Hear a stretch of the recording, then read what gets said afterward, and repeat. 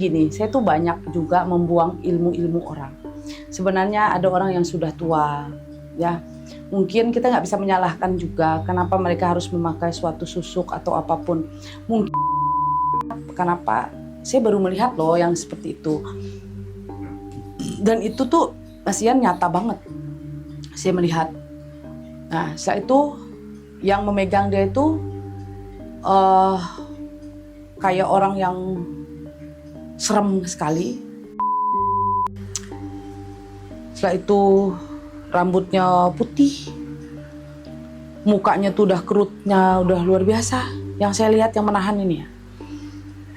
Setelah itu saya tanya, saya lihat, saya terkejut, saya mundur Mas Yan. Saya mundur.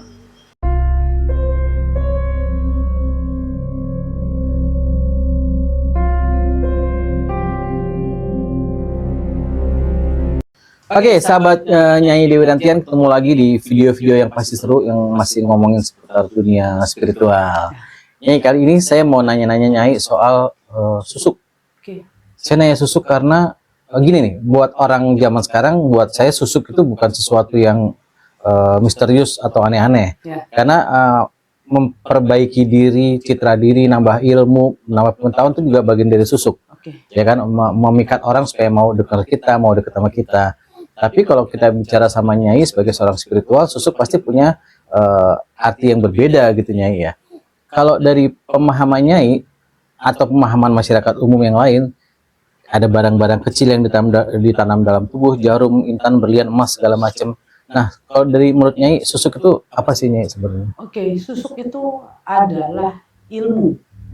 Ilmu yang untuk membuka aura, menambah kecantikan. Bisa juga itu ilmu untuk menaklukkan. Bisa juga itu ilmu untuk daya tarik. Bisa juga ilmu buat pelet. Kayak gitu. Jadi susuk itu medianya macam-macam ya Mas Yan ya. Ada yang orang memakai jarum emas. Sebenarnya jarum emas itu adalah media saja. Oke. Nah, media yang untuk bisa memasukkan mantra. Karena ada yang mantra yang harus dibacakan ke dalam satu media. Oke. Jadi dia hanya ini ilmu susuk dibacakan ke dalam jarum emas ini dan mantra itu bertahan di jarum emas ini. Oke. Ya, seperti kayak orang mau ngisi batu cincin. Ya, jadi kan biasanya ada mantra dan ada kodam yang dimasukkan. Seperti itu, susuk itu seperti itu. Nah, ada yang emas, ada yang berlian, ada yang intan, ada juga yang sambar lilin, susuk yang dari kayak dari binatang gitu, yang warna biru-biru gitu. Ada banyak macam. Berarti intinya mereka dimasukkan ke dalam tubuh? Dimasukkan ke dalam tubuh. Di bawah kulit benar-benar masuk ya? Kalau berjarum atau... Ya, masuk benar-benar di dalam kulit. Tapi ada juga Mas Yan orang yang pakai medianya kayak kayu. Jadi kayu itu ditusukin ke badan juga, dia biasanya bisa masuk. Kayak gitu. Nah, kalau dari sisi kesehatan lah misalnya ya, emang nggak bahaya nih masukin benda asing ke dalam tubuh? Wah, ini kan sebenarnya kan Mas Ian, susuk itu kan ada kodam di dalam. Pasti sedikit banyak itu ada gaibnya juga. Jadi mungkin untuk pengaruh ke kesehatan kita Allahu alam ya. Ya, saya juga tidak memahami itu karena itu kan kalau untuk kesehatan kan berarti bukan wilayah saya. Biasanya wilayah itu kan mungkin dari kedokteran ya. Tapi kalau ke wilayah saya, selama ini sih orang yang pakai susuk sih tidak ada efek ya. Efek yang sangat luar biasa untuk kesehatan. Tapi ada efeknya buat kita itu ada. Efek apa? Bila mana barang itu sudah tidak bisa dipakai. Sudah tidak bisa dipakai? Iya. Emang ada masa berlakunya? Ada dong. Susuk ada kadaluarsanya? Ada kadaluarsa sebenarnya. Oke, gimana tuh itu? Jadi kan ada orang yang pakai susuk nanti 3 bulan sekali harus pasang lagi. Ada lagi 3 bulan lagi suruh pasang lagi, kan ada seperti itu. Nah itu kadang-kadang energinya ini sudah hilang, tapi benda ini tetap akan ada efek. Kayak kita deh Mas Yan, kita tuh punya baju. Kalau kita pakai satu baju, udah bagus dong. Nah setelah itu kita tambah lagi satu baju. Nah biasanya kalau orang memasukkan susuk itu, energi baju yang ada ini biasanya dilepas dulu, baru didobelkan. Tapi ada juga orang yang tidak memahami, biasanya mereka langsung pasang aja. Jadi bagaimana sih cara kita kalau pakai baju, dilapis baju pasti jelek. Seperti itu. Kalau tadi kan Nyai cerita tentang yang dimasukkan ke dalam tubuh, boleh nggak saya ambil susuk yang simpel misalnya kayak Nyai ini pakai gelang, ada orang pakai gelang, cincin, bisa nggak susuk itu di luar tubuh? Bisa bisa sebenarnya. Tapi kalau susuk kan namanya susuk. Susuk Berarti itu harus masuk. dimasukkan. Oke. Tapi bukan untuk kayak gelang begini. Nah, kayak saya ini ada gelang. Gelang ini namanya lilis lamyang. Lilis ini namanya. Memang kita pakai bagi kita orang Dayak. Kayak gitu. Ada orang yang pakai kayak cincin untuk daya tarik pemikat. Itu kan dimasukkan kodam. Ya, Ada betul. gaib yang dimasukin dan bacakan mantra seperti itu. Susuk itu efeknya gini, katakanlah sebagai seorang penampil atau orang ingin dilihat, memang langsung terasa bedanya Nyai, begitu ditanamkan susuk itu, sesuai dengan keinginan si pemasang ya, itu langsung terasa ya Nyai? Biasanya sih langsung terasa, tapi ada juga yang tidak cocok Mas Yan. Ada yang nggak cocok juga? Iya. Nggak sembarangan ternyata? Tidak semua sama. Ada juga yang Mas Yan ya, yang susuk ini yang tidak cocok, malah bukan untuk daya tarik, jadi malah energi untuk orang yang dipasang ini biasanya benturan. Benturan itu biasanya auranya malah nggak ada. Malah jadi negatif ya? Ya, ada juga orang yang dipasang susuk baru dipasang keluar lagi. Karena dari badan itu menolak. Kenapa bisa menolak? Biasanya kita ada leluhur yang menjaga kita. Biasanya ada leluhur yang tidak mau kita itu pakai susuk. Gitu. Ini menarik ya, ternyata tidak semua susuk cocok. Ternyata ada yang nolak juga badannya gitu ya. Ada, banyak. Banyak cerita soal itu ya Nyai. Tapi kalau katakanlah kita bicara yang berhasil ya, yang berhasil gitu ya, cocok dalam tubuh, itu benar-benar bisa memikat perhatian orang ya? Bisa banget. Bisa banget. Tapi ada resikonya nggak sih Nyai? Resiko Katakan gini, kalau bercandaan nih, wah gue nggak boleh makan sate nih, kalau gue makan sate susuknya hilang. Nah, Nyai sering dengar kan bercandaan kayak gitu kan? Betul. Tapi emang ada pantangan-pantangan gitu? Ada, banyak macam pantangannya Mas Yan. Pantangan untuk memakai susuk ini kan tergantung dari ilmu orang itu. Si yang pemasang. Spiritualnya? Iya, seorang pemasang spiritualnya. Ada pantangan tidak boleh makan sate, tidak boleh memakan labu, tidak boleh memakan wortel. Ada juga yang tidak boleh memakan kayak jantung pisang. Ada juga macam-macam. Banyak macam. Ada juga orang yang pakai susuk tidak boleh pergi ke tempat orang yang meninggal. Kayak gitu. Nggak boleh makan makanan yang bekas dari orang meninggal. Banyak macam. Ya ini nyinggung-nyinggung soal meninggal. Cerita masa kecil, kalau orang pas masang susuk, dengan susah katanya, nggak diterima bumi atau harus keluar dulu barangnya dari tubuh. Itu Nyai benar ada apa enggak ya? penjelasan itu nggak? Oke, sebenarnya itu benar Mas Yan. Jadi gini, saya tuh banyak juga membuang ilmu-ilmu orang. Sebenarnya ada orang yang sudah tua, ya. Mungkin kita nggak bisa menyalahkan juga kenapa mereka harus memakai suatu susuk atau apapun. Mungkin ada suatu permasalahan dalam rumah tangga mereka kadang-kadang. Nah, mereka memakai susuk itu. Ada yang saya pernah membantu orang yang umur sudah hampir 90 tahun Mas Yan, dan dia tidak bisa meninggal. Jadi dan dia sudah tidak bisa melihat, dan dia hanya tidur aja, hidup dia selalu teriak-teriak aja. Ya, itu kenyataan Mas Yan. Saya hadapi. Itu pertama kali saya datang karena keluarganya datang kepada saya meminta bantu. Kata mereka, siapa tahu ada ilmu-ilmu mungkin dari keturunan atau dari leluhur-leluhur mereka yang harus dibersihkan. Setelah itu saya bilang, oh ya saya akan bantu, bisa. Yang penting saya akan minta foto dulu, setelah itu video, nanti saya akan cek dengan bertanya dan leluhur. Setelah itu saya berangkatlah ke satu daerah, kayaknya di daerah Bintaro sana deh alamatnya. Setelah itu saya datang ke sana melihat, ternyata ibu ini udah nggak bisa apa-apa. Perempuan ya? Perempuan. Nah, dia teriak terus, selalu kesakitan. Dia rasa sakit banget. Jadi dia teriak sakit gitu. Setiap hari, malam pun sama. Sudah mereka ke mana-mana untuk meminta supaya ilmu ini bisa hilang. Karena mereka ada yang mengatakan bahwa ada leluhur. Nah, setelah itu saya datang ke situ, saya sempat terkejut Mas Yan. Terkejutnya tuh bagi saya shock sih ya. Shocknya tuh hanya satu. Saya melihat ada orang gaib gitu ya, yang menahan. Jadi kayak narik. Jadi kalau saya cerita nih, mungkin ditakut orang saya bohong ya. Tapi ini kenyataan yang saya lihat. Nggak apa-apa, ini kan menurut kesaksian Nyai, nggak apa-apa Ya. juga aja. Jadi gini, roh ini udah mau naik. Udah lepas lah ya. Ya, tapi Ada yang pegang kaki. pegangin. Ternyata inilah yang membuat dia kesakitan. Sakit. Jadi tarik-tarikan gitu ya. Ya, saya tuh sempat shock ya. Shock. Apa ya, Mas Ian? Saya manusia ya. Iya. Melihat seperti itu, kejadian seperti itu, saya juga agak terkejut. Karena kenapa? Saya baru melihat loh yang seperti itu. Dan itu tuh Mas Ian nyata banget.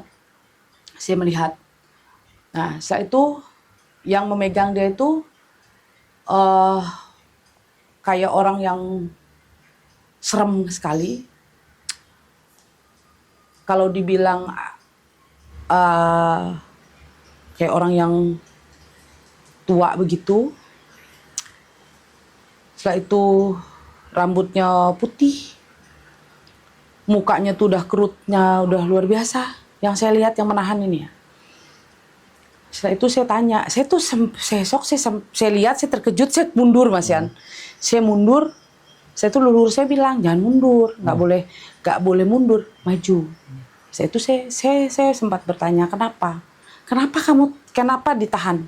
Dia bilang jangan ikut campur, karena dia ada perjanjian. Oke. Saya bilang perjanjian apa? Setelah itu dia ketawa. Orang ini ketawanya, Si makhluk itu ketawa ya? tawa banget dan serem ketawanya.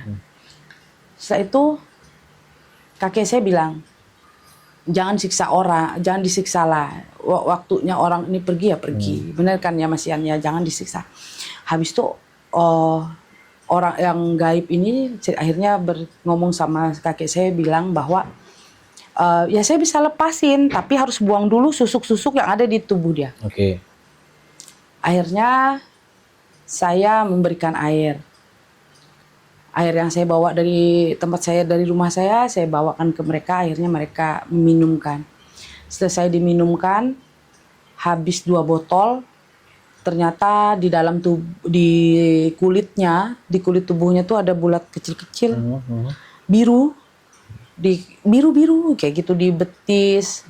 Setelah itu di tubuh, di muka gitu. Nah, setelah itu keluarganya telepon saya bilang bahwa ini kenapa ya ada biru-biru kecil? Loh, saya bilang kalau biru, oh gitu, oh nggak apa-apa, berarti itu udah keluar. Habis itu mereka bilang boleh, gimana caranya keluarin bendanya? Saya bilang kita nggak perlu, karena saya nggak bisa buangkan benda itu.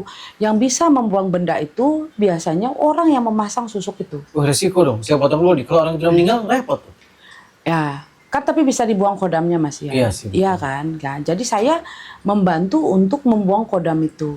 Akhirnya setelah 2 bulan orang itu sudah tidak ada.